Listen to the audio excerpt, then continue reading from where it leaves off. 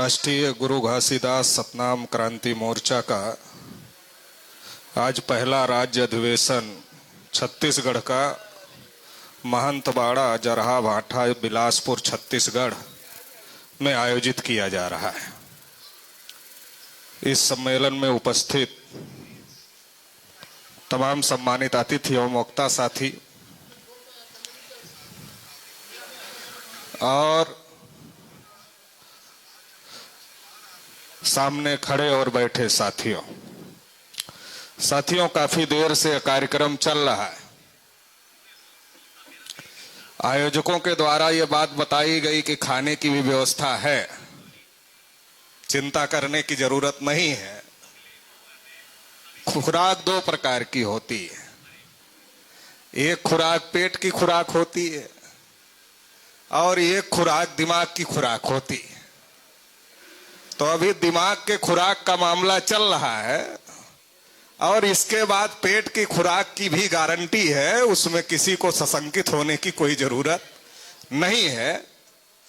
साथियों, आज के अधिवेशन में जो विषय रखा गया है उसमें एक विषय है ब्राह्मणों द्वारा बाबा गुरु घासीदास जी के सतनाम आंदोलन को परिवर्तित कर उसका ब्राह्मणीकरण करना ब्राह्मणों की सोची समझी साजिश का हिस्सा है, साजिश का पर्दाफाश।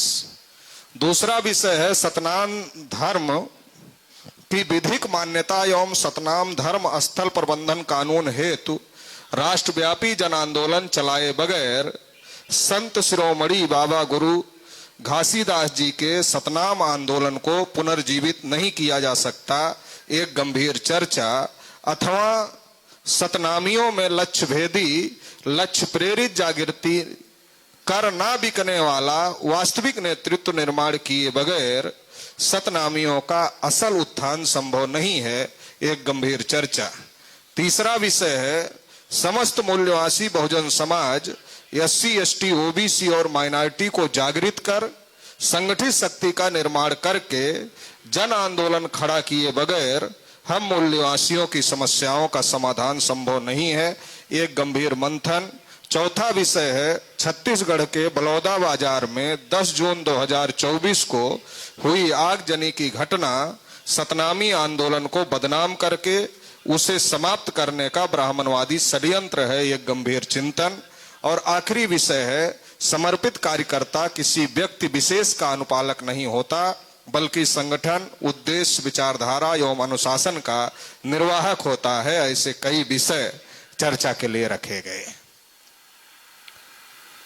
सबसे पहली बात तो यह समझना है कि इसमें लिखा गया कि ब्राह्मण ब्राह्मणीकरण कर रहे हैं।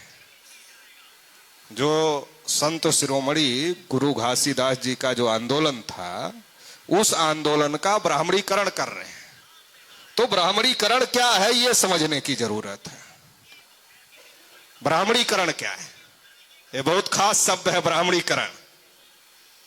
ये इस देश में जितने संत गुरु महापुरुष हुए जिन्होंने इस व्यवस्था के खिलाफ लड़ाई लड़ी, उनके आंदोलन का ब्राह्मणीकरण करना एक बहुत बड़ा हथियार है ब्राह्मणों का। तो ब्राह्मणीकरण समझने की जरूरत है। ब्राह्मणीकरण क्या है? एक पौधा होता है, एक पेड़ होता है और उस पेड़ को उसकी टहनी को काट दिया जाता है और एक दूसरे पेड़ से टहनी काटकर लाया जाता है। एक पेड़ है, उसमें से एक टहनी काट दिया गया और दूसरे पेड़ से एक टहनी काटकर लाया गया और उस पेड़ के साथ में जोड़ दिया गया। नीचे जड़ दूसरे पेड़ की है, खाद पानी वहां से आ रहा है, सब कुछ वहां से हो रहा है, लेकिन उसको कट कर दिया गया ऊपर और दूसरा पेड़ लाकर उसमें जोड़ दिया गया। जब वो जुड़ गया तो हो क्या रहा है? खाद पानी दूसरी जगह की है, जड़ें दूसरी है, लेकिन फल किसका आ रहा है? इसको कलम संस्कृति कहते हैं। इसको कलम करना कहते हैं कि ये पौधे का कलम कर दिया गया। कलम करना कहते हैं। तो ब्राह्मणीकरण जो है ये कलम करना है, ये समझने की जरूरत है। क्योंकि जो गुरु घासीदास जी का आंदोलन था, पहले तो यह समझना चाहिए गुरु किसको कहते हैं।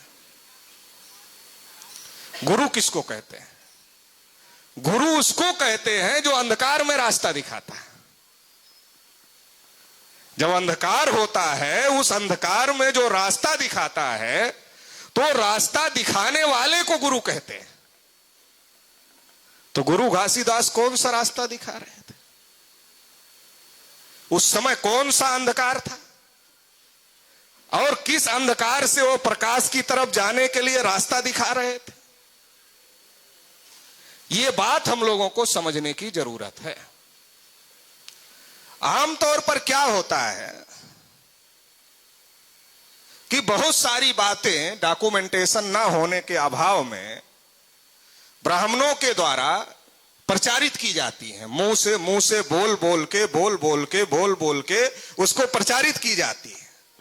और इमोशनल तौर पर हमारे लोग उन बातों को, चूंकि हमारे लोग महापुरुषों को मानते हैं, अपने संतों गुरुओं को मानते हैं, और जब संतों गुरुओं के नाम पर कोई बात प्रचारित की जाती है तो उस बात को इमोशनली वो मानने का काम करते हैं, भावनात्मक रूप से मानने का काम करते हैं, अपनी तर्क बुद्धि का उपयोग करने का काम नहीं करते। देखो, एक और खास बात समझने की जरूरत है और हर इंसान को समझने की जरूरत है। वो खास बात क्या है? एक इंसान है, जो इंसान है उसके पास में विवेक बुद्धि होती है। इंसान के पास में विवेक बुद्धि होती है। और एक जानवर होता है, जानवर के पास में विवेक बुद्धि नहीं होती है, उसके पास सहज बुद्धि होती है। इंसान एक ऐसा प्राणी है दुनिया में जिसके पास विवेक बुद्धि होती है। और विवेक बुद्धि क्या कर सकती है? विवेक बुद्धि का अगर आप प्रयोग करो तो विवेक बुद्धि आपको सही क्या है और गलत क्या है ये समझने में मदद करती है।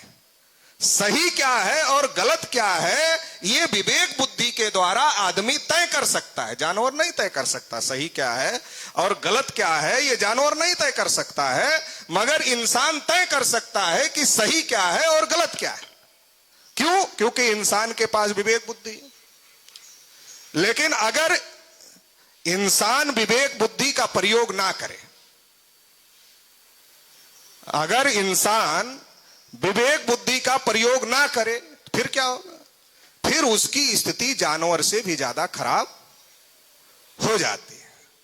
हम लोग जो तमाम मूल्यवासी लोग हैं, ओबीसी एससी एसटी के लोग हैं, हम लोग इसका प्रयोग कम करते हैं। और इसलिए हमारी हालत क्या है? जानवर थाली को चाट ले कुत्ता, थाली पवित्र है ना सिस्टम में। और हमारे समाज का आदमी उसको हाथ से छू ले तो थाली घर के बाहर चले जाते हैं। कुत्ता जीभ से चाटता है थाली को तो थाली रसोई में ही जाती है, बाहर नहीं जाती, अपवित्र नहीं होती। लेकिन आदमी छू लेता है तो बाहर चली जाती है। ये बुद्धि का प्रयोग, विवेक बुद्धि का प्रयोग हम नहीं करते तो हमारी स्थिति जानवर से बदतर हो जाती है। और हमें बुरा भी नहीं लगता, लोग आदी हो गए हैं इस सारी व्यवस्था के।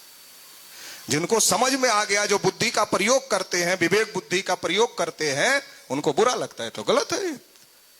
लेकिन जो नहीं करते उनको लगता है इतना दिन से चला आ रहा तो सही है, चला आ रहा इसलिए सही। तो कोई बात बहुत दिन से चली आ रही है इसलिए सही है जरूरी नहीं है। कोई बात बहुत बड़े आदमी ने कही है इसलिए सही है ये जरूरी नहीं है। कोई बात बहुत मोटी किताब में लिखी है इसलिए सही है ये भी जरूरी नहीं है। कोई बात बहुत बड़ा आदमी कह रहा है इसलिए सही है ये जरूरी नहीं है।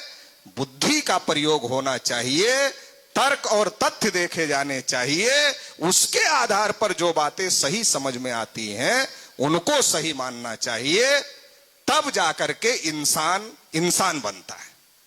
और अगर इसका प्रयोग नहीं करता है तो बंदर को देखा है, नाचने वाले बंदर को, तो बंदर के पास विवेक बुद्धि नहीं है, सही गलत का फैसला नहीं कर सकता। तो नचाने वाले ने बंदर को ट्रेनिंग दे दिया, ट्रेनिंग दे दिया तो नचाने वाला जैसा जैसा इशारा करता है बंदर वैसा वैसा ही नाचता है। देखा होगा आप लोगों ने, नचाने वाला जैसे जैसे इशारा करता है बंदर वैसे वैसे ही नाचता है। हाथी आती है ना, शादी में हम लोग हाथी बुक करते हैं, हमारे लोग हाथी आती है, तो हाथी को जो चलाने वाला होता है महावत उसका, वो हाथी को ट्रेंड करके रखता है कि शादी के अवसर पर कहां कैसे उसको अपने सूंड से क्या करना है, वैसे ही हाथी करती है। हाथी कुछ नहीं समझती कि वो सही कर रही है कि गलत कर रही है, उसको कुछ पता नहीं है। उसको केवल जो ट्रेनिंग मिली है वैसा ही वो कर रही है, उसके पास विवेक बुद्धि नहीं है। हमारा भी जो बहुसंख्यक समाज है उसके पास विवेक बुद्धि है, उपयोग ही नहीं कर रहा है। उसको जो स्थापित कर दिया गया उसके दिमाग में, उससे ही वो चल रहा है, पहले से जो स्थापित हो गया है उससे ही चल रहा है।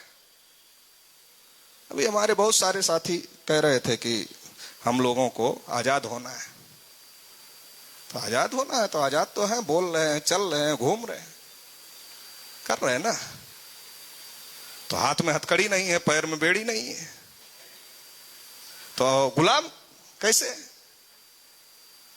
तो गुलाम बनाने के लिए हथकड़ी और बेड़ी उसको बांधनी पड़ती है जिसका दिमाग आजाद हो। जिसका दिमाग आजाद होता है उसको अगर गुलाम बनाना है तो उसके हाथ में हथकड़ी डालनी पड़ती है, उसके पैर में बेड़ी लगानी पड़ती है। और जिसका दिमाग ही बंधा हुआ हो तो उसको हथकड़ी और बेड़ी लगाने की जरूरत है।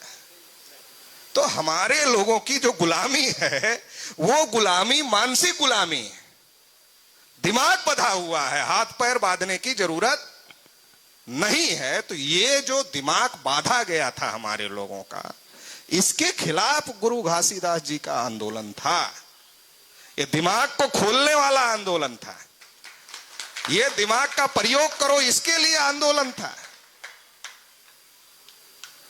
और ऐसे तमाम संत गुरु महापुरुष हुए पूरे देश भर में, जैसे छत्तीसगढ़ में गुरु घासीदास जी हुए, ऐसे पूरे देश भर में तमाम संत गुरु महापुरुष हुए जिन्होंने दिमाग को आजाद करने का आंदोलन चलाया। क्योंकि जब आपका दिमाग आजाद हो जाएगा तो आप आजाद हो जाओगे।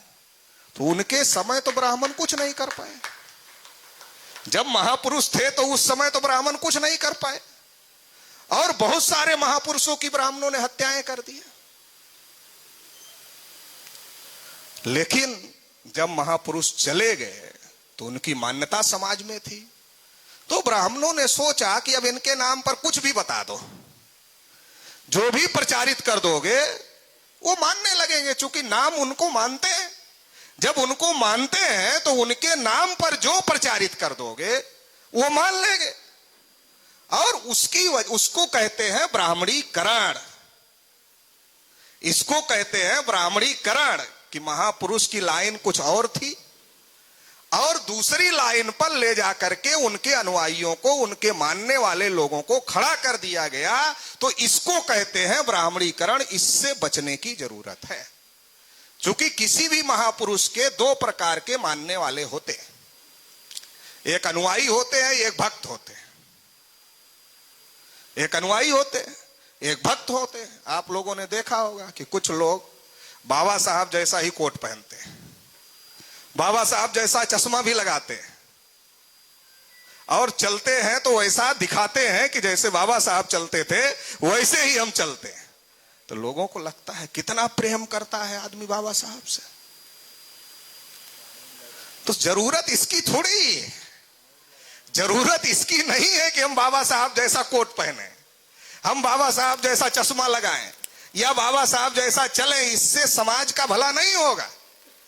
समाज का भला तब होगा जब हम बाबा साहब के विचारों का प्रचार प्रसार करें, उस पर खुद अमल करें और लोगों को अमल करने के लिए प्रेरित करें। ऐसे ही बाबा गुरु घासीदास महाराज जी का अगर हम लोग आंदोलन चला रहे हैं तो हमारा कर्तव्य क्या है?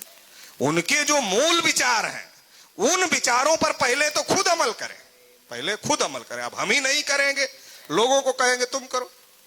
ऐसे भी बहुत सारे मानने वाले लोग हैं, खुद तो विचारों के खिलाफ काम करते हैं और दूसरों को बोलते नहीं बाबा ने ऐसा कहा था। तो खुद पहले करोगे तब दूसरे को कहोगे तो दूसरा स्वीकार करेगा। और अगर खुद ही अमल नहीं करोगे और दूसरों को कहोगे तो दूसरा कैसे स्वीकार करेगा? तो ये बात हम लोगों को समझने की जरूरत है कि विचारों की क्रांति से ही बड़ा परिवर्तन होता है। किसी भी परिवर्तन के मूल में विचार परिवर्तन है। विचार परिवर्तन जो होता है वो आचरण में परिवर्तन करता है, और आचरण परिवर्तन जो होता है, अगर बहुत सारे लोगों के आचरण और व्यवहार में परिवर्तन हो गया तो समाज में बेसिक परिवर्तन हो जाता है, जिसको क्रांति कहा जाता है। क्रांति क्या है? जो मूल्य, जो विचार पहले से निर्धारित है लोगों के दिमाग में, अगर बहुसंख्यक लोगों ने उनको बदल दिया तो क्रांति हो गई। क्रांति इसको कहते हैं। तो ये बात हम लोगों को समझने की जरूरत है कि जो हमारे महापुरुषों की जो विचार है, जो वाणी है, उस वाणी को हम लोगों को लोगों तक पहुंचाने की जरूरत है, ताकि लोग उसको जान पाएं, लोग उसको समझ पाएं और उस पर अमल कर पाएं। दूसरी महत्वपूर्ण बात यह है कि क्या सतनाम कोई जाति है? जाति तो नहीं है। फिर जाति जैसा ट्रीट क्यों किया जा रहा है? या सतनाम को मानने वाले कुछ लोग भी अपने को जाति तक ही क्यों मानते हैं? यह भी एक बड़ा सवाल है। बाबा गुरु घासीदास जी के समय में तो मैंने पढ़ा तो तमाम जाति के लोगों ने सतनाम को स्वीकार किया। तेली ने भी स्वीकार किया, कुर्मी ने भी स्वीकार किया, यादव ने भी स्वीकार किया, और भी तमाम जातियों ने स्वीकार किया। मतलब ओबीसी की भी जातियों ने, अगर आज की तारीख में बात किया जाए तो, स्वीकार किया। तो जाति नहीं है, जाति नहीं है। ये सही तरीके से आप जीवन कैसे जी सकते हैं उसका एक सिस्टम दिया, एक धर्म माना जा सकता है। तो अगर इसको कुछ लोग जाति तक सीमित करने की कोशिश कर रहे हैं तो क्या वो गुरु घासीदास जी का काम कर रहे हैं? मेरा सवाल है कि अगर इसको कुछ लोग जाति तक सीमित करने की कोशिश कर रहे हैं, क्योंकि जब जाति हो जाएगी दूसरे का प्रवेश बंद हो जाएगा। मौलिक जो बात है वो समझने की जरूरत है। जब जाति हो जाएगी तो आपका विस्तार बंद हो जाएगा। तो जो लोग इसको जाति तक सीमित करने की कोशिश कर रहे हैं, क्या गुरु घासीदास जी के विचारों को रोकने के लिए षड्यंत्र कर रहे हैं कि दूसरे लोगों तक नहीं पहुंचना चाहिए? हमको इस पर भी सोचना पड़ेगा, समझना पड़ेगा, और इसको लोगों को समझाने की जरूरत है। क्योंकि ये जो लड़ाई थी, ये लड़ाई व्यवस्था के खिलाफ थी। मन के एक समान, मानो मानो एक समान है, ये क्यों कहना पड़ा? इसका मतलब यह है कि उस समय मानो मानो एक समान नहीं माने जाते थे, तब तो कहना पड़ा। अगर मानो मानो एक समान माने जाते होते तो गुरु घासीदास को यह क्यों कहना पड़ता कि नहीं, मानो मानो एक समान है? तो मानो मानो एक समान क्यों नहीं? वो कौन सी व्यवस्था है जिसकी वजह से मानो मानो एक समान नहीं? वो हमको समझना पड़ेगा। अगर हम गुरु घासीदास जी के आंदोलन को आगे ले जाना चाहते हैं तो हमें यह समझना पड़ेगा कि कौन सी व्यवस्था है जिसने मानो मानो को एक समान नहीं रहने दिया।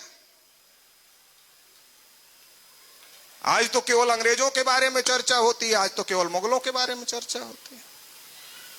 दूसरी कोई चर्चा होती है देश में? कुछ लोग कहते हैं अंग्रेज बहुत खराब थे, हमने खदेड़ दिया, हम ही असली देशभक्त हैं। तो कुछ लोग मुगलों के बारे में बोल बोल के कहते हैं नहीं, हम असली देशभक्त हैं, और मुगलों के बारे में बोलते बोलते मुसलमानों को टारगेट करने लगते। उनको पता है मुगल अलग है, मुसलमान अलग हैं, लेकिन हमको आपको नहीं जानने देना चाहते। मुगल एक रेस थी, नस्ल थी जो बाहर से आई थी, और मुसलमान यहीं से लोग हैं। देखिए, जो ये व्यवस्था थी जिसके खिलाफ गुरु घासीदास जी संघर्ष कर रहे थे, ये व्यवस्था वर्ण पर आधारित व्यवस्था थी, जाति के आधारित व्यवस्था थी, छुआछूत पर आधारित व्यवस्था थी, भेदभाव पर आधारित व्यवस्था थी। कर्मिक असमानता पर आधारित व्यवस्था थी। ये जो व्यवस्था थी, ये व्यवस्था इंसान को इंसान नहीं मानती थी, इंसान को जानवर के लेवल पर ले जाती थी। जाति इंसान में होती है, जाति इंसान में नहीं होती, जाति जानवर में होती है। इसीलिए गुरु घासीदास जाति व्यवस्था के खिलाफ थे। उनकी तमाम वाणी जब आप पढ़ेंगे तो आपको पता चलेगा कि वो जाति व्यवस्था के खिलाफ थे।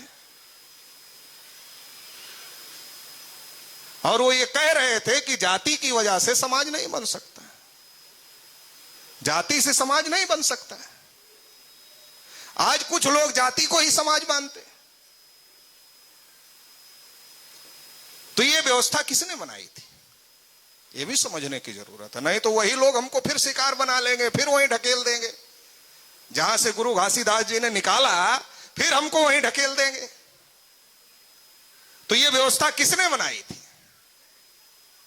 ये जो जाति के आधार पर, वर्ण के आधार पर, ऊंच नीच के आधार पर, भेदभाव के आधार पर जो व्यवस्था थी, ये व्यवस्था किसने बनाई थी? उनका कुछ अता पता नहीं चल रहा है। अंग्रेजों के बारे में बहुत चर्चा देश में हो रही है, मीडिया में। मुगलों के बारे में बहुत चर्चा हो रही है। लेकिन जिन्होंने इस व्यवस्था को बनाया, जिसके खिलाफ गुरु घासीदास लड़े, जिसके खिलाफ संत रविदास लड़े, जिसके खिलाफ संत कबीर लड़े, जिसके खिलाफ संत नामदेव लड़े, जिसके खिलाफ आधुनिक भारत में ज्योतिबा फूले, छत्रपति साहू महाराज, बाबा साहब अंबेडकर, फातिमा शेख लड़ी, पेरियार रामास्वामी नायकल लड़े, नारायणा गुरु लड़े, इसको किसने बनाया? ये भी तो समझने की जरूरत है। और जो आज भी है, अंग्रेज तो चले गए, मुगल भी चले गए, तो इसको किसने बनाया, ये कौन समझेगा? और इस पर क्यों चर्चा नहीं हो रही? आज देश भर में जितनी घटनाएं हो रही अन्याय अत्याचार की, वो वर्ण के आधार पर, जाति के आधार पर हो रही। किसी को मूंछ रखने की वजह से पीटा जाता है, किसी को घोड़ी पर चढ़ने की वजह से पीटा जाता है, किसी को घड़ा और मटका छूने की वजह से हत्या की जाती है। एससी हो, एसटी हो, ओबीसी हो, माइनॉरिटी हो, माइनॉरिटीज की मॉब लिंचिंग मुसलमानों की सबसे ज्यादा हो रही, क्रिश्चियनों के चर्चेज पे हमले हो रहे हैं। तो आज ये कौन लोग हैं जो ये कर रहे हैं? तो इनके बारे में भी तो कुछ खोजा जाना चाहिए कि आखिर ये किसने बनाया, ये वर्ण व्यवस्था, जाति व्यवस्था किसने बनाया?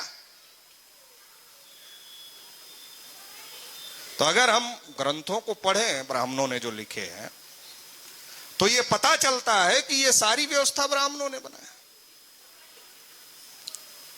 लेकिन हम ऐसे ही आपको समझा देते, क्योंकि हमारे जो बहुजन समाज के लोग हैं वो पढ़ने में थोड़ा कच्चे लोग हैं, पढ़ते कम हैं, थोड़ा है।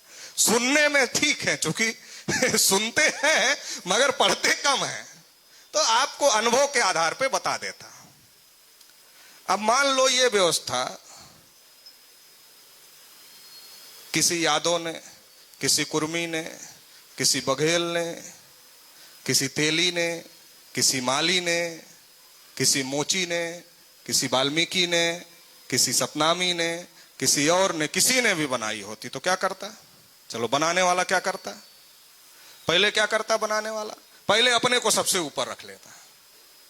अरे बनाने वाला इतना मूर्ख कैसे हो सकता है कि लात जूता खाने के लिए खुद को नीचे रख लेगा, दूसरे को सर पे बिठा लेगा? ऐसा तो नहीं हो सकता ना, बनाने वाला तो ऐसा हो नहीं सकता है।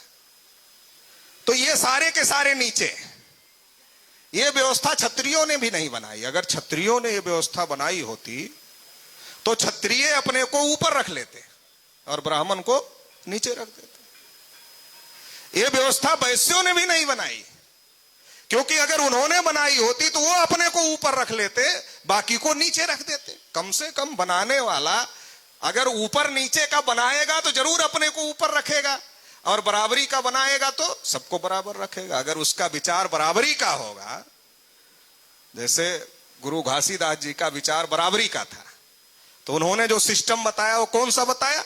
बराबरी का बताया। तथागत बुद्ध का विचार बराबरी का था, तो उन्होंने जो सिस्टम बताया बराबरी का बताया। रविदास जी का, कबीरदास जी का विचार जो था वो बराबरी का था कि सब लोग बराबर हैं, जन्म से कोई ऊंचा नहीं होता, जन्म से कोई नीचा नहीं होता।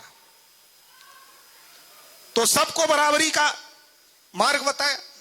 बाबा साहब डॉक्टर अंबेडकर का विचार बराबरी का था, तो उन्होंने भारतीय संविधान में लिखा, जो गुरु घासीदास जी कहते थे कि सब लोग बराबर हैं, मानो मानो एक समान हैं, तो बाबा साहब डॉक्टर अंबेडकर ने जब संविधान लिखा तो संविधान में लिखा कि जाति के आधार पर, धर्म के आधार पर, भाषा के आधार पर, क्षेत्र के आधार पर, लिंग के आधार पर, जन्मस्थान के आधार पर किसी के साथ कोई भेदभाव नहीं किया जाए।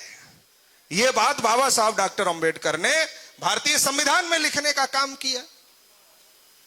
तो मैं ये समझाना चाह रहा हूं, ये तो बराबरी के विचार वाले थे, तो जो व्यवस्था दिया वो बराबरी की व्यवस्था दिया, लेकिन जो गैर बराबरी पर यकीन करता है वो व्यवस्था बनाएगा तो अपने को ही ऊपर रखेगा। तो इस व्यवस्था में ब्राह्मण सबसे ऊपर है। ये बात इस बात को प्रमाणित करती है कि ये व्यवस्था ब्राह्मणों ने बनाने का काम किया। और ब्राह्मणों ने जब ये व्यवस्था बनाया तो हमारे लिए क्या व्यवस्था दिया? कहा इनको पढ़ने का अधिकार नहीं, लिखने का अधिकार नहीं, बोलने का अधिकार नहीं, सुनने का अधिकार नहीं, बराबरी पर ऊंचे स्थान पर बैठने का अधिकार नहीं, धन संपत्ति रखने का अधिकार नहीं है, शस्त्र उठाने का अधिकार नहीं है। ओबीसी के लोग भी आए हैं, उनके बारे में भी लिखा है, नहीं तो ओबीसी के लोग क्या सोचते, शेड्यूल कास्ट के बारे में लिखा होगा। तो ओबीसी के लोगों को ज्यादा भ्रम में डाला गया है ना। तो मैं तो पहले बताया कि पढ़ने में बड़ी कमजोरी है हमारे समाज की। अगर वो जिन ग्रंथों को मानते हैं, अगर उसको पढ़ लें दिमाग के साथ में, बुद्धि और विवेक का प्रयोग करके, जो एक मानव होने की पहचान है कि बुद्धि और विवेक हर जगह विवेक बुद्धि का उपयोग करे, अगर विवेक बुद्धि का उपयोग करके ओबीसी जिन ब्राह्मणवादी ग्रंथों को मानते हैं उनको पढ़ लें, दूसरे दिन से बंद कर देगा मानना। तो समझ जाएगा ये तो गुलाम बनाने के लिए लिखा गया हमको। अच्छा आप बताओ, जिस व्यवस्था में आपको पढ़ने का अधिकार नहीं है, सुनने का अधिकार नहीं है, बोलने का अधिकार नहीं है, कुर्सी पर बैठने का अधिकार नहीं है, धन रखने का अधिकार नहीं है, शस्त्र उठाने का अधिकार नहीं है, तो क्या करोगे? तो गुलामी और किसी को कहते हैं? और कोई चीज है गुलामी? तो फिर क्या कहा ये लोगों को अधिकार की क्या जरूरत है, इनको अधिकार की कोई जरूरत नहीं है। तो कहा फिर हम लोग क्या करें? तो कहा तुम लोग हमारी सेवा करो। कहा सेवा करने का तुमको कर्तव्य दे दिया है, सेवा करो। तो कहा सेवा करने से क्या होगा? कहा इस जन्म में तो कुछ नहीं हो सकता है। तो कहा इस जन्म में क्यों नहीं हो सकता है? तो कहा ये जन्म तो पिछले कर्मों का पाप है ना। ये जो तुम ओबीसी में पैदा हो गए हो, एससी एसटी में पैदा हो गए हो, ये तो पिछले कर्मों का पाप है, तो इस जन्म में कैसे होगा? हाँ, इस जन्म में ब्राह्मणों की निष्काम भाव से सेवा करोगे तो ऐसा हो सकता है कि अगले जन्म में तुम भी ब्राह्मण बन जाओ। अब पता नहीं हमारी कितनी पीढ़ियां, गिरेगा ना, रहने दीजिए, हमारी पता नहीं कितनी पीढ़ियां क्या कर रही, सोच रही है कि ये जन्म तो बिगाड़ ही लिए है, अगला जन्म सुधार ले। ये हमारे लोग जो है ये बहुत ज्यादा चिंतित है अगले जन्म के लिए। अगला जन्म सुधारने के चक्कर में ब्राह्मणों की गुलामी करने में लगे हुए, और ब्राह्मण इसका फायदा उठा रहे। मैंने कहा अरे भाई, कितनी हजारों पीढ़ियां निकल गई अगला जन्म सुधारने के चक्कर में, ब्राह्मणों की बात मानते मानते, उनकी सेवा करते करते। अब तो ब्राह्मण बहुत ज्यादा संख्या में हो जाना चाहिए था, ओबीसी एससी एसटी घट जाना चाहिए था, और ब्राह्मण अगले जन्म में ब्राह्मण हो जाता, अगले जन्म में ब्राह्मण हो जाता, अगले जन्म में ब्राह्मण हो जाता, तो ब्राह्मणों की संख्या बढ़ जानी चाहिए थी। लेकिन वो अभी 3.5 के 3.5 है और अभी गिनती से डर रहे, पता नहीं और कम हो गए हो, इसलिए तो डर रहे हैं, गिनती नहीं कर रहे। अरे जानवरों की गिनती कर रहे हैं, अपनी नहीं कर रहे। ओबीसी की तो नहीं कर रहे हैं, ब्राह्मण खुद भी अपनी नहीं कर रहे हैं, डर के मारे नहीं कर रहे हैं। उनको पता है कहीं ये 3.5 का और आधा ना 1.5% हो जाए। तो ये व्यवस्था ब्राह्मणों ने बनाई, और ब्राह्मणों ने ये जो व्यवस्था बनाई,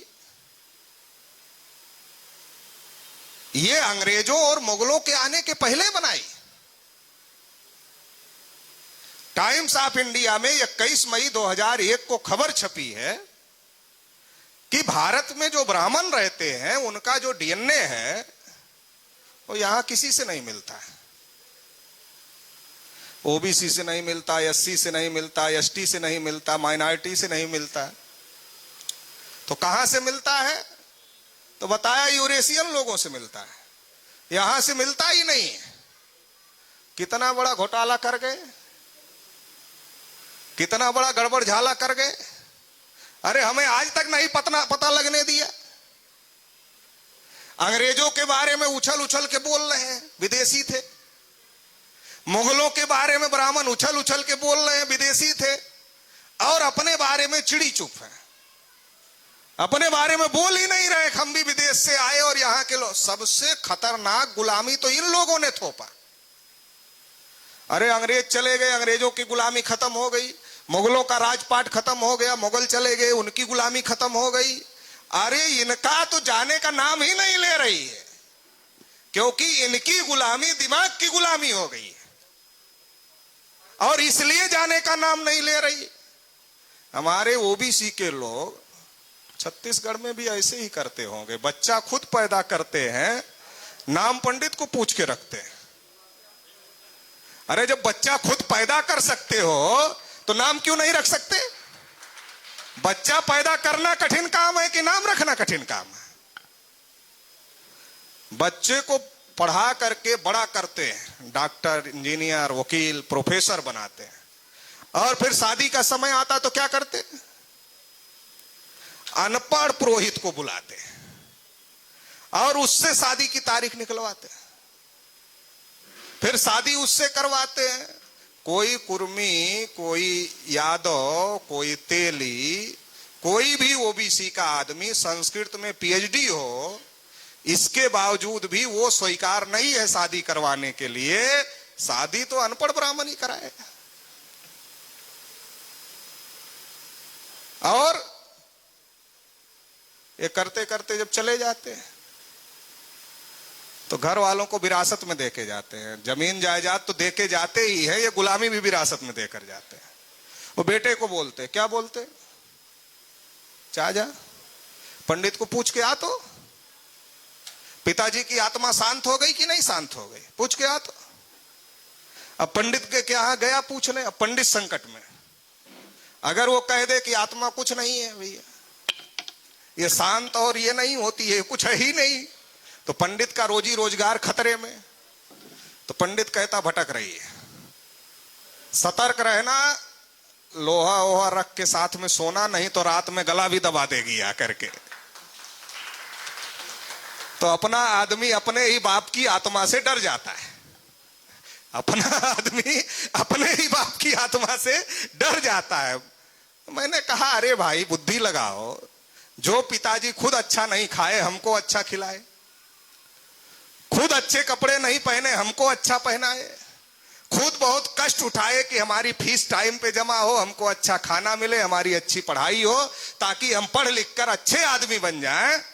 वो पिताजी की आत्मा अगर मरने के बाद ताकतवर रहेगी तो हमारे खिलाफ काम करेगी कि हमारे दुश्मनों के खिलाफ काम करेगी?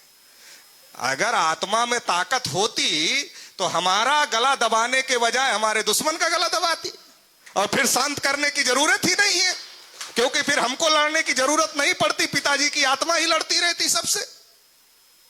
तो हम लोगों को मूर्ख बनाया। तो इसलिए गुरु घासीदास जी इन सब बातों के खिलाफ में थे। गुरु घासीदास जी इन सब बातों के खिलाफ थे, लेकिन उनके साथ भी चमत्कार जोड़ दिया। चमत्कार जोड़ने का मतलब अंधविश्वास पैदा करना, और जहां अंधविश्वास है वहां ब्राह्मणवाद है, जहां ब्राह्मणवाद है वहां असमानता है, वहां ऊंच नीच है, वहां भेदभाव है, वहां छुआछूत है। तो हमें समझना पड़ेगा कि गुरु घासीदास जी का मूल विचार क्या था और उनमें जोड़ क्या दिया जा रहा है। क्या जो जोड़ा जा रहा है, जो बताया जा रहा है, वो गुरु घासीदास जी का मूल विचार था कि नहीं था? और अगर नहीं था तो हमें अपने लोगों को समझाने की जरूरत है। ये कैसे कहा बताया जा सकता कौन सा था कौन सा नहीं था? बाबा साहब डॉक्टर अंबेडकर जब बुद्ध के साहित्य का अध्ययन करना शुरू किए तो बाबा साहब डॉक्टर अंबेडकर पढ़ते पढ़ते पढ़ते पढ़ते बहुत असमंजस में पड़ गए। इतना लिखा है, इतना लिखा है, इतना लिखा है, इतना लिखा है, इसमें कौन सा बुद्ध का है कौन सा नहीं है? बड़ी समस्या पैदा हो गई बाबा साहब डॉक्टर अंबेडकर के सामने कि इतना लिखा है। तो बाबा साहब डॉक्टर अंबेडकर ने यह तय किया कि ये जो सारा लिखा है ये तो बुद्ध का नहीं हो सकता है। तो बाबा साहब डॉक्टर अंबेडकर ने फिर बुद्ध का ही फार्मूला अपनाया कि तर्क करो, तथ्य देखो, और तर्क और तथ्य के आधार पर जो बातें सही लगती है वही हो सकती है, जो नहीं सही लगती है। मतलब क्या है? एक लड़ाई थी ना, वो लड़ाई क्या थी? वर्ण व्यवस्था के खिलाफ, जातिवाद के खिलाफ, ऊंच नीच के खिलाफ, भेदभाव के खिलाफ, आडंबर के खिलाफ, पाखंड के खिलाफ एक लड़ाई थी तथागत बुद्ध की। वही लड़ाई थी गुरु घासीदास की। अगर उसमें कुछ बातें ऐसी डाली जा रही हैं गुरु घासीदास जी के नाम पर जो इस लड़ाई के इन विचारों के खिलाफ में है, तो इसका मतलब है यह समझने की जरूरत है कि यह डाला गया है, ये गुरु घासीदास जी का ओरिजिनल विचार नहीं हो सकता है। यह समझने की जरूरत है कि यह डाला गया है, यही ब्राह्मणीकरण है। तो हर जगह हमको तर्क लगाना होगा, तथ्य देखना होगा, और तर्क और तथ्य के आधार पर हम लोगों को चीजों को तय करना होगा। चूंकि ये जो गुरु घासीदास जी का आंदोलन था ये एक लड़ाई थी, एक क्रांति थी। और किसके खिलाफ लड़ाई थी? वर्ण व्यवस्था के खिलाफ, जाति व्यवस्था के खिलाफ, ऊंच नीच के खिलाफ, छुआछूत के खिलाफ, अंधविश्वास के खिलाफ, पाखंडवाद के खिलाफ लड़ाई थी। अगर गुरु घासीदास जी का नाम लेकर कोई उसी में हमको ढकेलना चाह रहा है, बाबा साहब अंबेडकर का नाम लेकर कोई हमको उसी में ढकेलना चाह रहा है जिसके खिलाफ ये लोग लड़ रहे थे, तथागत का नाम लेकर कोई उसी में ढकेलना चाह रहा है जिसके खिलाफ ये लोग लड़ रहे थे, तो इसका मतलब ये है कि हमें गलत रास्ते पर ले जाने की कोशिश की जा रही है।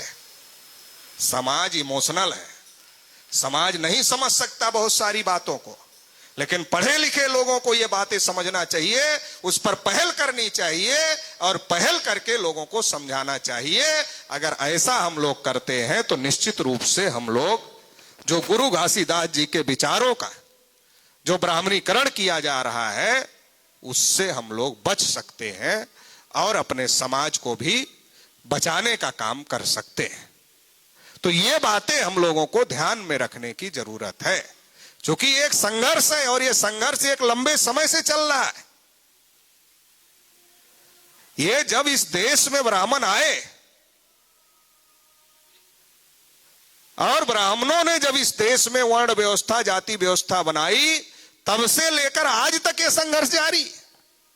एक समय था जब तथागत बुद्ध इसके खिलाफ लड़ाई लड़ रहे थे, एक समय था जब तमाम संत इसके खिलाफ लड़ाई लड़ रहे थे, और 1848 में ज्योतिबा फुले ने इसके खिलाफ लड़ाई शुरू किया।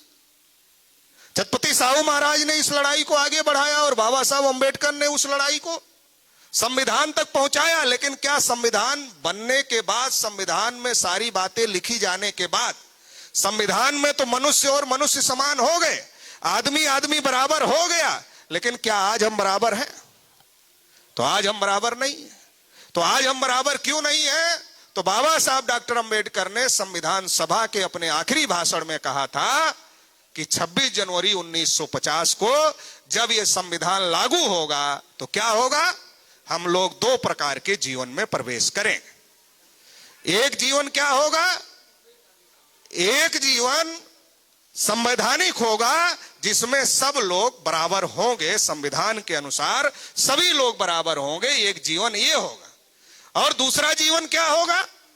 दूसरा जीवन ये होगा कि समाज में जो मान्यताएं स्थापित हैं, समाज में जो जाति पांच, ऊंच नीच, छुआछूत, भेदभाव स्थापित है, वो रहेगा। एक तरफ संविधान रहेगा, एक तरफ समाज रहेगा। संविधान में सब बराबर है, लेकिन समाज में सब बराबर नहीं। अब संविधान में सब बराबर है, समाज में सब बराबर नहीं है, तो दोनों में टकराव पैदा हो। अभी जो टकराव दिखाई दे रहा है, संविधान कहता है सब लोग बराबर है, लेकिन लोग एक दूसरे को बराबर मानने के लिए तैयार नहीं। तो बाबा साहब अम्बेडकर ने यह चेतावनी देते हुए कहा था कि अगर इसको समय रहते समाप्त नहीं किया गया, जो समाज में सामाजिक और आर्थिक गैर बराबरी है, अगर इसको समय रहते समाप्त नहीं किया गया तो यह बड़ा खतरा बन जाए। तो जिन लोगों के हाथ में सत्ता आई उनको समाप्त करना चाहिए था, लेकिन जिन लोगों के हाथ में सत्ता आई उन लोगों ने इसको समाप्त करने की कोशिश नहीं किया। क्यों नहीं कोशिश की? क्योंकि उनके दिमाग से यह बात निकल ही नहीं रही है कि हम मुंह से पैदा हुए। उनके दिमाग से यह बात निकल नहीं रही कि हम मुंह से पैदा हुए, इसलिए हम बड़े। अब आज की तारीख में विज्ञान का युग है, और किसी को कहा जाए कि आदमी मुंह से पैदा हुआ है, तो लोग हंसेंगे कि अरे यार, कोई आदमी मुंह से कैसे पैदा हो सकता है। तो इसलिए मैं कहता हूं कि जाहिलों की जमात है जो ये कहती है कि हम मुंह से पैदा हुए हैं, ये जाहिलों की जमात है। अब उनके दिमाग से ये निकल नहीं रहा कि हम मुंह से पैदा हुए। अब ये नहीं निकल रहा है तो वो जो संविधान कह रहा है उस तक वो आ नहीं रहे। तो कहां है वो? अभी भी मनुस्मृति में है। राज संविधान का चल रहा, मनुस्मृति का कब का खत्म हो गया। राज संविधान का चल रहा है। राजगुरु घासीदास बाबा साहब डॉक्टर अंबेडकर के विचारों का चल रहा है कि मानो मानो एक समान है, लेकिन उनके दिमाग में वो एक्सेप्ट ही इसको नहीं कर पा रहे। उनके दिमाग में तो ताला बंद है कि नहीं हम ही बड़े हैं, उनके दिमाग में घुस ही नहीं रहा है ये। तो वहां इनको पढ़ने का अधिकार नहीं होना चाहिए, क्योंकि मनुस्मृति में क्या लिखा? अगर शूद्र पढ़े तो कान में शीशा पिघला कर डाल देना चाहिए। सुन ले तो कान में शीशा पिघला कर डाल दो, आंख से देखे तो आंख फोड़ दो, सूजा डाल दो, उच्चारण करे तो जीभ काट लो, बराबर के आसन पर बैठ जाए तो उसका मांस काटकर पीछे से निकाल लो। तो ये जो आज राज कर रहे हैं, संविधान है, लेकिन जो लोग राज कर रहे हैं 75 साल से, उनकी विचारधारा में परिवर्तन नहीं हो रहा है। और उनकी विचारधारा में परिवर्तन न होने की वजह से आज तक संविधान लागू नहीं हो रहा है, बराबरी लागू नहीं हो रही। तो ये परिवर्तन क्यों नहीं हो रहा? उसके लिए उन्होंने बहुत सारे काम किए। उसमें एक काम यह भी किया कि सबको हिंदू प्रचारित करना शुरू किया। उसमें बहुत सारे काम उन्होंने किए, जैसे सतनामियों को भी कहा हिंदू है, और बहुत तेजी से प्रचार प्रसार किया जा रहा है कि सतनामी हिंदू है। पहले तो हिंदू क्या है यही समझ लेने की जरूरत है। हिंदू क्या है? तो हिंदू कोई धर्म है? रामायण में, महाभारत में, गीता में, वेद में, पुराण में, श्रुति में, स्मृति में, जितने ब्राह्मणों के ग्रंथ हैं, कहीं हिंदू लिखा है? कहीं हिंदू नहीं लिखा है। जब हिंदू खुद ही धर्म नहीं है तो सबको हिंदू है, हिंदू धर्म है, हिंदू धर्म है, यह प्रचारित क्यों किया जाए? तो ये जो सारे ग्रंथ हैं जिसको ब्राह्मण कह रहे हैं कि हिंदू धर्म के ग्रंथ हैं, ये हिंदू धर्म के ग्रंथ नहीं है, ये ब्राह्मण धर्म के ग्रंथ हैं। हिंदू कोई धर्म नहीं है, ये ब्राह्मण धर्म है। और ब्राह्मण धर्म क्या है? ये आदमी को आदमी नहीं मानता, इंसान को इंसान नहीं मानता, ये इंसानों को गुलाम बनाने वाला धर्म है। एससी, एसटी, ओबीसी, माइनॉरिटी, तमाम बहुसंख्यों को गुलाम बनाने वाला धर्म है। ये कोई ऐसा धर्म नहीं है, ये कोई धर्म नहीं है, बल्कि ये गुलाम बनाने की व्यवस्था है, धर्म नहीं। अच्छा, हिंदू के बारे में इतिहास की किताबों में हम लोग क्या पढ़ते हैं? हिंदू के बारे में इतिहास की किताबों में हम पढ़ते हैं कि सिंधु से हिंदू बना। ये तो पढ़ते हैं, ये तो पढ़ाया जाता, आप लोग भी पढ़े होंगे, हम भी पढ़े कि सिंधु जो सभ्यता थी, सिंधु जो नदी थी, वो सा का उच्चारण हा करने की वजह से सिंधु से हिंदू बन गया। अब चलो इस बात को मान ही लेते हैं कि सा का उच्चारण करने से, हा करने से सिंधु से हिंदू बन गया। तो जो सिंधु सभ्यता थी उसमें ब्राह्मण कहां थे? मेरा सवाल यह है कि जो ब्राह्मण हिंदू के ठेकेदार बने घूम रहे हैं और खुद को भी हिंदू बता रहे हैं, दूसरों को भी हिंदू बता रहे हैं, तो ये खुद को हिंदू और दूसरों को हिंदू जो बताने का ठेका लिए घूम रहे हैं, वो सिंधु सभ्यता में तो ब्राह्मणों का कुछ अता पता ही नहीं था।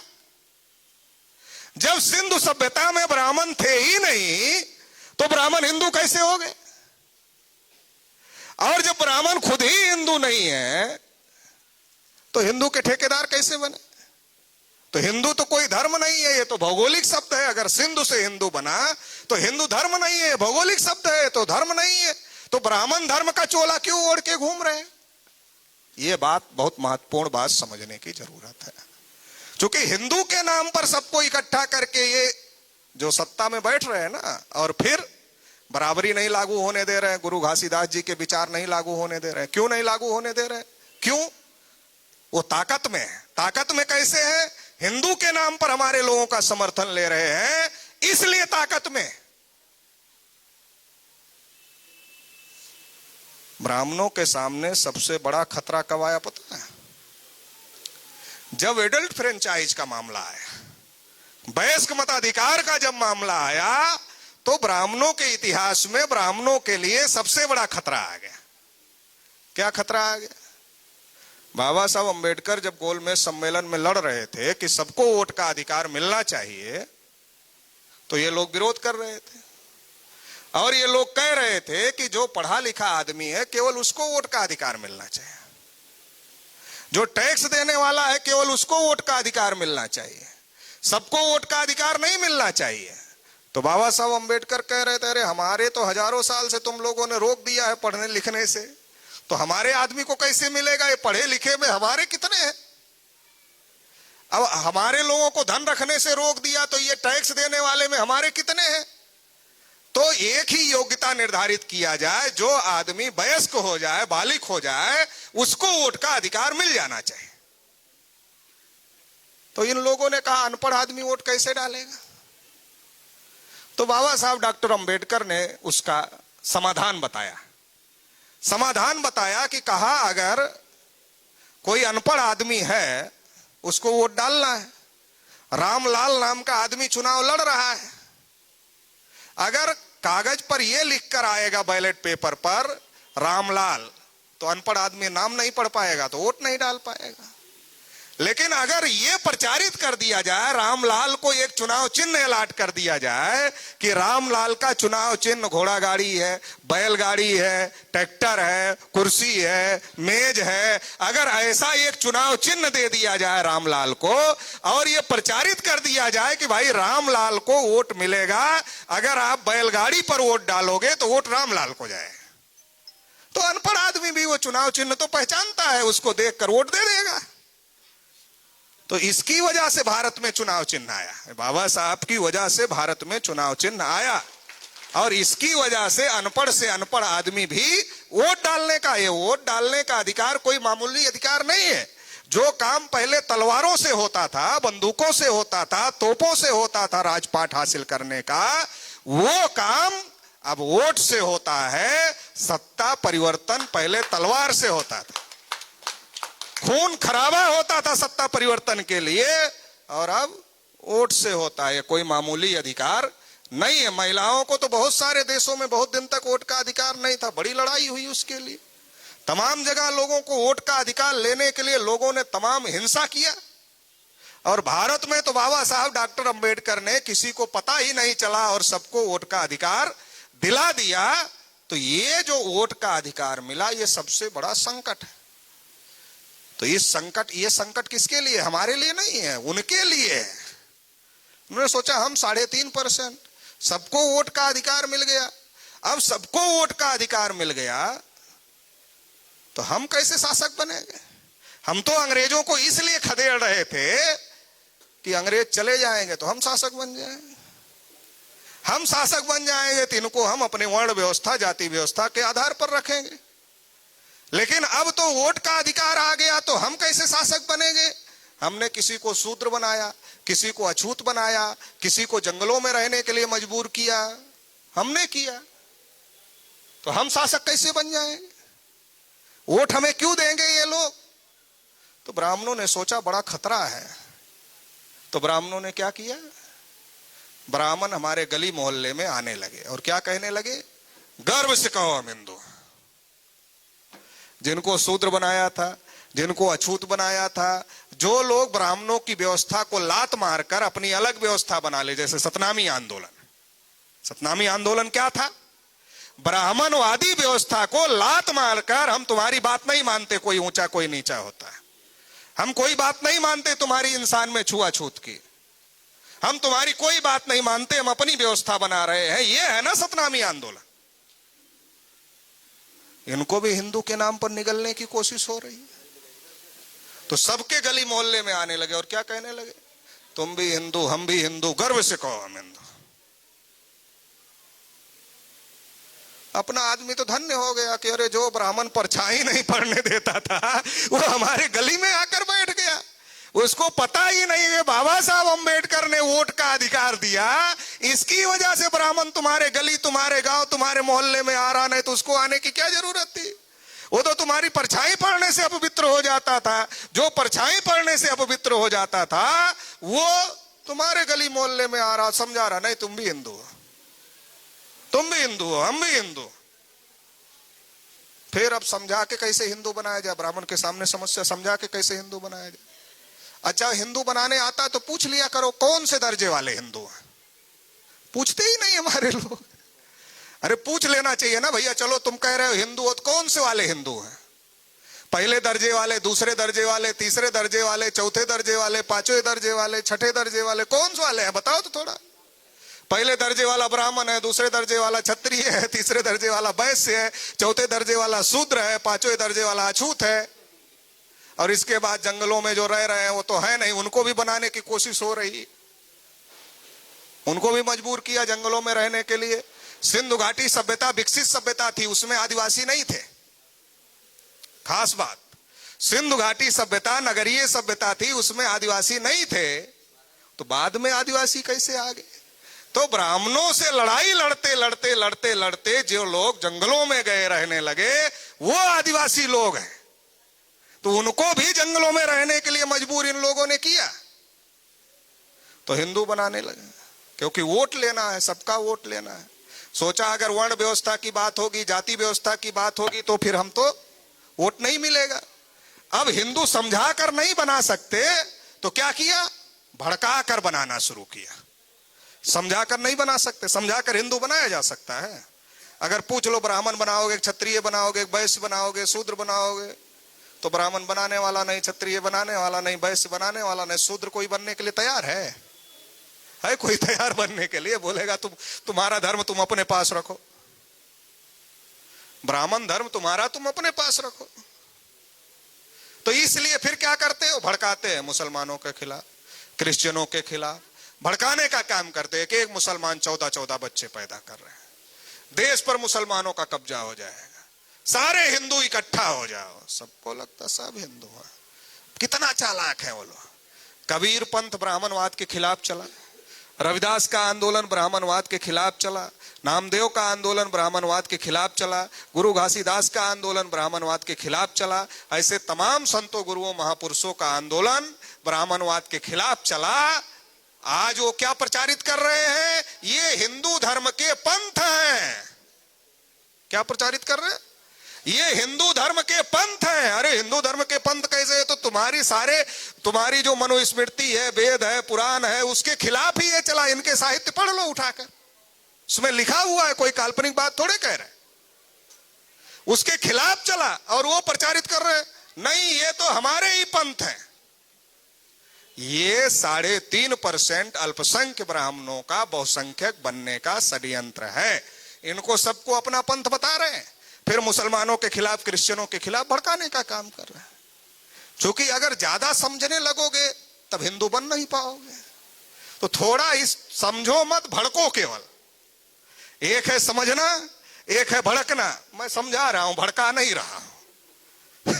एक समझाना है और एक भड़काना है। तो मैं समझा रहा हूं और वो भड़काते हैं। मैं समझा रहा हूं, समझा ये रहा हूं कि वो मुसलमानों के खिलाफ, क्रिश्चियनों के खिलाफ क्यों भड़काते। आज जितनी हमारी समस्याएं हैं, मान लीजिए शेड्यूल कास्ट का रिजर्वेशन का कोटा नहीं पूरा हो रहा, शेड्यूल ट्राइब का रिजर्वेशन का कोटा नहीं पूरा हो रहा, आदिवासियों को उनके जल जंगल जमीन से खदेड़ने की साजिश हो रही है।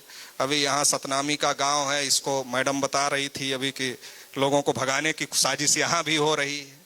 तो ऐसे तमाम जगह, तमाम प्रकार ओबीसी की गिनती नहीं हो रही है। तो ये सारा जो हो रहा है, तो देश में क्रिश्चियनों की सरकार है कि मुसलमानों की सरकार है? ना मुसलमानों की सरकार है, ना क्रिश्चियनों की सरकार है। 75 साल से देश की विधायिका पर 3.5% ब्राह्मणों ने कब्जा किया है, कार्यपालिका पर उन्होंने कब्जा किया है, न्यायपालिका पर उन्होंने कब्जा किया है, मीडिया पर उन्होंने कब्जा किया है। पार्टी कोई भी हो, ज्यादातर प्रवक्ता वही रहते हैं। पार्टी कोई भी हो, पार्टी बदलते रही, प्रवक्ता वही होता है। तो हर जगह उन्होंने कब्जा किया है। पूरे लोकतंत्र पर उन्होंने कब्जा किया। भड़का किसके खिलाफ रहे? मुसलमानों के खिलाफ। एक एक मुसलमान 14-14 बच्चे पैदा कर रहे हैं। देश पर मुसलमानों का कब्जा हो जाएगा, सारे इकट्ठा हो जाओ।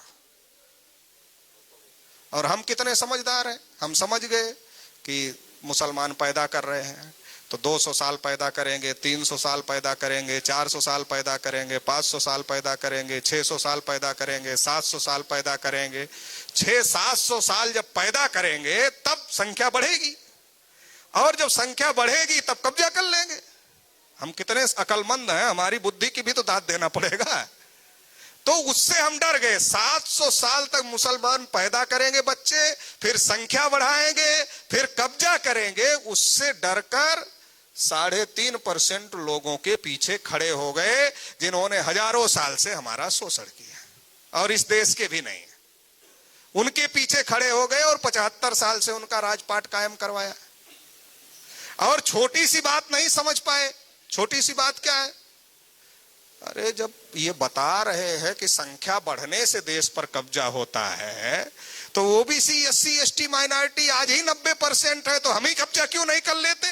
तो इतनी बड़ी बात है। 700 साल की सोच पैदा कर दिया, तत्काल की सोच गायब कर दिया। आज हम शासक बन सकते हैं, ये सोच गायब कर दिया, और 700 साल बाद का डर दिखाकर वो 75 साल से शासक बना हुआ। तो ये बात हम लोगों को समझने की जरूरत है, सोचने की जरूरत है। और इस देश की जो असल समस्या की जड़ है, भारत में मुसलमान इतना कैसे हो गए? अरे ये व्यवस्था जो थी, इतनी सड़ी गड़ी व्यवस्था थी, जहां इंसान को जानवर समझा जाता था, उसके खिलाफ जिसको जो रास्ता मिला उधर चला गया। जिसको सतनाम आंदोलन मिला इधर चला गया, जिसको रविदास जी का आंदोलन मिला उधर चला गया, जिसको कबीर साहब का आंदोलन मिला उधर चला गया, जिसको नामदेव का आंदोलन मिला उधर चला गया, जिसको तथागत का आंदोलन मिला उधर चला गया, जिसको क्रिश्चियन का आंदोलन मिला उधर चला गया, जिसको इस्लाम मिला उधर चला गया। अरे व्यवस्था ही इतनी सड़ी गली थी कि इधर तो कोई आदमी रह ही नहीं सकता। यहां इंसान तो है ही नहीं, यहां तो इंसान जानवर है। तो इस्लाम को मानने वाले वो कहते हैं तलवार के बल पर कर लिया। अरे तलवार के बल पर कर लिया तो तुम लोग कहां थे? अरे धर्म के रक्षक कहां थे तुम लोग? तलवार के बल पर वो कर रहे थे, तुम लोग कहां थे भाई? तुमको रोकना चाहिए था ना। कितने ब्राह्मण शहीद हुए मुसलमानों को रोकने के लिए? तलवार के बल पर तो नहीं किया, फिर क्या किया? अरे इस्लाम को मानने वाले लोगों ने देखा कि यार ये भी तो शरीर से आदमी ही लग रहा है, लेकिन ये तो जानवरों से बदतर है। तो उसके कंधे पर हाथ रखा और कहा भाई तू भी इंसान ही है, आ हमारे साथ आ जा, चलो एक चटाई पर बैठकर खाना खाएंगे एक प्लेट में, चलो मस्जिद में हमारे, चलो एक साथ इबादत करेंगे, कोई भेदभाव नहीं, कोई ऊंच नीच नहीं, कोई छुआछूत नहीं, चलो। लोगों ने सोचा कि यहाँ तो कहा कि इनको मजदूरी इतना दिया जाए कि आधा रास्ते में गिर जाए, आधा ही घर पहुंचनी चाहिए। इधर तो ना पेट के लिए व्यवस्था है, ना मान सम्मान की कोई व्यवस्था है, कोई व्यवस्था नहीं है। लेकिन इंसान की भूख केवल पेट की नहीं होती, मान सम्मान की भी होती है। तो उन लोगों ने मान सम्मान जहां मिला, जिसको जो रास्ता मिला उधर चले गए। इसलिए भारत में अलग अलग धर्म है, अलग अलग पंथ है, और वो सारे ब्राह्मणवादी व्यवस्था के खिलाफ में बने हैं। तो लेकिन आज भी ब्राह्मणवादी व्यवस्था जिंदा है, क्योंकि सब में ब्राह्मण घुस जाते हैं और उसका ब्राह्मणीकरण करने का काम करते हैं। तो इसलिए अब जरूरत है कि जितने भी परिवर्तनकारी मूवमेंट हैं इस व्यवस्था के खिलाफ में, उनको सबको एकजुट होने की जरूरत है, इकट्ठा होने की जरूरत है। क्योंकि अंग्रेज चले गए, मुगल चले गए, जब तक ये व्यवस्था नहीं खत्म होगी, ब्राह्मणवादी व्यवस्था, तब तक हमारा आपका समाज आजाद नहीं हो सकता है। तो इसलिए इस व्यवस्था को सबको मिल के खत्म करने की जरूरत है। तो इसलिए एससी, एसटी, ओबीसी और माइनॉरिटी, सभी धर्म पंथ को मानने वाले जो लोग हैं, ब्राह्मणी धर्म को छोड़कर बाकी सभी लोगों को एकजुट होना पड़ेगा। और एकजुट होने के लिए कोई दिक्कत नहीं है। सभी लोग बराबरी को मानते हैं, समानता को मानते हैं। काशीराम साहब ने एक बड़ा अच्छा नारा भी दिया था, जिसकी जितनी संख्या भारी उसकी उतनी हिस्सेदारी। तो आपसी झगड़ा ही खत्म है। आपसी झगड़ा किस बात के लिए है भाई? जिसकी जितनी संख्या होगी, एक फार्मूला मान्यवर काशीराम साहब ने तय किया कि सबको इकट्ठा कैसे लाया जा सकता है। क्योंकि काशीराम साहब जब लोगों को इकट्ठा लाने की बात कह रहे थे, लोग उनके ऊपर हंसते थे, अरे एक जाति नहीं इकट्ठा हो रही है, बहुजन समाज इकट्ठा करने की बात कर। तो उन्होंने फार्मूला दिया कि आपस में ना लड़ो और सब मिलकर लड़ो तो सबको फायदा होगा। वो फार्मूला है, जिसकी जितनी संख्या भारी उसकी उतनी हिस्सेदारी। तो इसके आधार पर हम लोग इस लड़ाई को आगे बढ़ा सकते हैं, इकट्ठा हो सकते हैं। तो इसके लिए हम लोग कोशिश कर रहे हैं, पूरे देश भर में कोशिश कर रहे हैं। अभी जो ये सतनामियों का जो आंदोलन है, अगर इसको बचाना है तो इसको राष्ट्रव्यापी आंदोलन बनाना पड़ेगा। अभी चाहे ये जो धर्म स्थल प्रबंधन कानून का जो मामला है, या सतनाम धर्म को विधिक मान्यता देने का जो मामला है, गलत नहीं है, होना चाहिए, यही इंसाफ है, होना चाहिए। लेकिन होगा कैसे? होने के लिए बड़ा आंदोलन की जरूरत है, राष्ट्रव्यापी आंदोलन की जरूरत है। तो ब्राह्मणों की एक साजिश और भी है, जितने धर्म और पंथ हैं उनको अलग थलग कर दो, सब अकेले अकेले अपनी लड़ाई लड़ते रहे और सबको आपस में लड़ाते रहो, और अकेले अकेले वो लड़ते रहेंगे तो सबको दबाने में आसानी होगी। तो इसलिए हम लोगों ने तय किया, अब हम सब लोग मिलकर सबके लिए लड़ेंगे। सब लोग सबके लिए लड़ेंगे, मिलकर लड़ेंगे। ओबीसी की लड़ाई होगी तो भी सभी लोग मिलकर लड़ेंगे, एससी की लड़ाई होगी तो भी सभी लोग मिलकर लड़ेंगे, क्रिश्चियन मुसलमान के हक अधिकार की लड़ाई होगी तो भी सभी लोग मिलकर लड़ेंगे, सतनामियों की लड़ाई होगी, सिखों की लड़ाई होगी, बुद्धिस्टों की लड़ाई होगी। जो भी समानता और बराबरी की बात करते हैं और इस देश के मूल्यवासी हैं, उन सभी की लड़ाई को हम लोग एकजुट होकर के लड़ेंगे, मिलजुल कर लड़ेंगे। और इसके लिए राष्ट्रव्यापी ताकत का निर्माण करेंगे। वामसेव भारत मुक्ति मोर्चा के द्वारा एक राष्ट्रव्यापी ताकत निर्माण कर दी गई। अब उस ताकत के साथ में मिलकर, जुड़कर हम लोग ये आंदोलन, राष्ट्रीय आंदोलन कर सकते हैं। देश के 565 जिलों में सतनाम धर्म को कानूनी मान्यता मिले और प्रबंधन का हक मिले, इसके लिए हम लोग आंदोलन कर सकते हैं। जहां सतनाम धर्म को मानने वाले लोग नहीं है, वहां भी ये आंदोलन होगा। क्यों? क्योंकि वहां ओबीसी के लोग हैं, एससी के लोग हैं, एसटी के लोग हैं, वो लोग समर्थन में खड़े हो जाएंगे, वहां भी आंदोलन होगा। तो ये राष्ट्रव्यापी आंदोलन हम लोगों को खड़ा करना है। दूसरी बात यह है कि हमें कैडर बेस संगठन खड़ा करना है।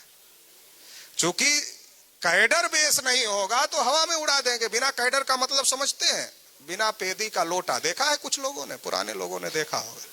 पहले बिना पेदी का लोटा घरों में, उसको रख दो ना तो कभी इधर लुढ़क जाता था, कभी इधर लुढ़क जाता था, कभी। ऐसे ही जो समाज में कैडराइज लीडरशिप नहीं होती है, उस समाज का कोई भी इस्तेमाल कर लेता है। क्योंकि वो बिना पेदी का लोटा होता है, किधर भी लुढ़क जाता है। तो इसलिए इसके लिए रूट लेवल तक कैडर बेस संगठन बनाने की जरूरत है। रूट लेवल का मतलब है गांव लेवल तक, बूथ लेवल तक कैडर बेस संगठन बनाए जाने की जरूरत है। फिर कोई साजिश नहीं कर सकता।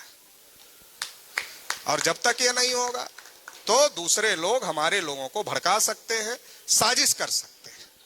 तीसरी और आखिरी बात कहकर अपनी बात समाप्त कर देता हूं। अभी जो ये बलौदा बाजार में जो 10 जून 2024 को जो घटना हुई,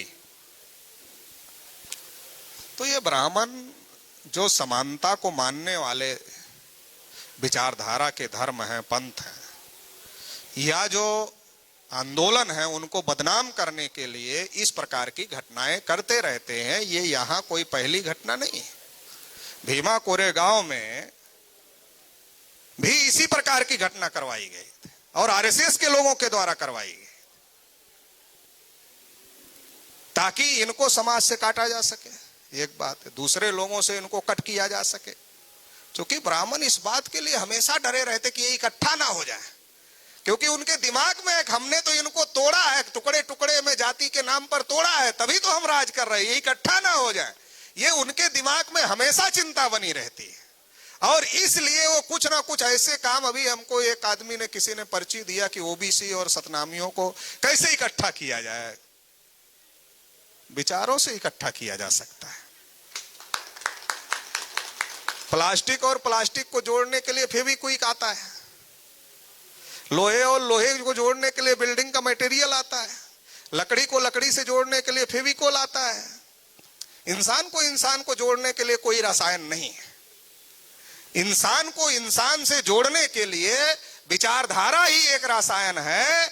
विचारों में परिवर्तन किया जाएगा तो जुड़ेगा, और विचारों में परिवर्तन करने के लिए हमारे पास पर्याप्त आइडियोलॉजी है, हमारे पास कैडर बेस संगठन है। हम लोग इस काम को लगातार कर रहे हैं और वो एकता तो हो चुकी है। आज ये सतनामियों का कार्यक्रम है, मगर इस कार्यक्रम में क्रिश्चियन भी है, इस कार्यक्रम में मुसलमान भी है, इस कार्यक्रम में ओबीसी के लोग भी हैं, इस कार्यक्रम में आदिवासी लोग भी हैं, शेड्यूल कास्ट के लोग भी हैं। तो हो चुका, ये एकता हो चुकी है। इसको समाज में रूट लेवल पर स्थापित करना है। जो विचार गुरु घासीदास जी के हैं, अगर उन विचारों के साथ हम लोग जाते हैं तो उन विचारों से किसी को कोई ऑब्जेक्शन नहीं, इकट्ठा हो सकते। बस वो विचार हमको फैलाने की जरूरत। लोग अलग अलग क्यों है? ब्राह्मणवादी विचार लोगों के दिमाग में है, इसलिए लोग अलग अलग आपस में लड़ रहे हैं। अगर ब्राह्मणवादी विचारों को निकाल करके गुरु घासीदास जी के विचारों को उनके दिमाग में डाला जाए, तमाम संतों गुरुओं महापुरुषों के विचारों को उनके दिमाग में डाला जाए, तो ये परिवर्तन किया जा सकता है और लोगों को जोड़ा जा सकता है। तो इसके लिए भी आने वाले समय में रूट लेवल पर हम लोग कोशिश करेंगे। अभी हम लोगों ने भारत मुक्ति मोर्चा वामसेप के द्वारा यह तय किया है कि हम लोग संगठन बनाएंगे और आंदोलन करेंगे, संगठन बनाएंगे और आंदोलन करेंगे। तो वो जो भी जन आंदोलन होगा उसमें ये जो सतनाम धर्म को कानूनी मान्यता देने का मामला है, और इसके साथ ही साथ जो इनकी संपत्तियों के प्रबंधन के अधिकार का मामला है, और अभी जो घटना हुई है इसकी जांच का अभी तक कुछ नहीं हुआ है, इन तमाम मुद्दों को लेकर भी पूरे देश भर में आंदोलन चलाया जाएगा। ये भी हम लोग यहां से तय करते हैं, और ये सारे ओबीसी एससी एसटी के लोग मिल करके इस लड़ाई को हम लोग लड़ने का काम करेंगे। क्योंकि वो अभी तक हमको लड़ा रहे थे, लड़ने में हमारा फायदा नहीं, उनका फायदा। 75 साल से लड़ा रहे हैं, एक भी आदमी सेंट्रल गवर्नमेंट बना पाया, एक भी आदमी स्टेट गवर्नमेंट बना पाया। ओबीसी का मुख्यमंत्री हो सकता है, आदिवासी का मुख्यमंत्री हो सकता है, मगर पावर कहां है? पावर है? पावर तो पार्टी का जो नियुक्त कर रहा है कि कौन मुख्यमंत्री नियुक्त कर रहा है, वो तो ब्राह्मण लोग हैं, पार्टी हाईकमान के लोग। पावर तो उनके पास में है, हमारे पास कहां पावर है? अरे नरेंद्र मोदी प्रधानमंत्री, उनके पास पावर नहीं है। पावर होती तो छोटा सा काम ओबीसी की जनगणना नहीं कर लेते। छोटा काम है ना जनगणना करना, बड़ा काम थोड़ी है, छोटा काम है। अब हम लोगों ने इतना दबाव बनाया, काम जनगणना रोक कर रखा हुआ है, क्योंकि आरएसएस वाले पावर दे नहीं रहे जाति जनगणना करने की। और हम लोगों ने कहा जब तक जाति जनगणना नहीं होगी जनगणना नहीं होने देंगे। पूरी जनगणना रोक कर रखा हुआ है। कोविड है सब काम हो रहा है, केवल जनगणना ही रोकने के लिए कोविड है। तो इनके पास पावर नहीं है, हम आपस में लड़ रहे हैं, इस वजह से सत्ता ब्राह्मणों के पास में है। अगर हम इकट्ठा हो जाएं तो सत्ता हम लोगों के हाथ में आ जाएगी, व्यवस्था हम लोग बदल सकते हैं और सबके साथ इंसाफ कर लेते। कुत्ता आपको काटे, आप भी कुत्ते को काटो तो कोई फायदा तो है नहीं, फिर आप में और कुत्ते में क्या अंतर रह जाएगा। ब्राह्मणों ने हमको नीच घोषित किया, अछूत घोषित किया, अगर हम भी उनके साथ वैसा ही करें तो हमारे और उनके में क्या। हम तो न्याय की व्यवस्था, भाई 3.5 हो 3.5 ले लेना, 3.5 का तुम्हारा 3.25 नहीं होना चाहिए, लेकिन हमारा जो हक है वो हक हमको मिलना चाहिए। तो इसके लिए आने वाले समय में हम लोग लड़ाई लड़ेंगे, क्योंकि आप लोगों को भूख भी ज्यादा लग गई होगी और हमें भी निकलना है, तो इसलिए ज्यादा समय आप लोगों का नहीं लेते हुए आप सभी लोगों ने मुझे सुना, इसके लिए आभार, धन्यवाद।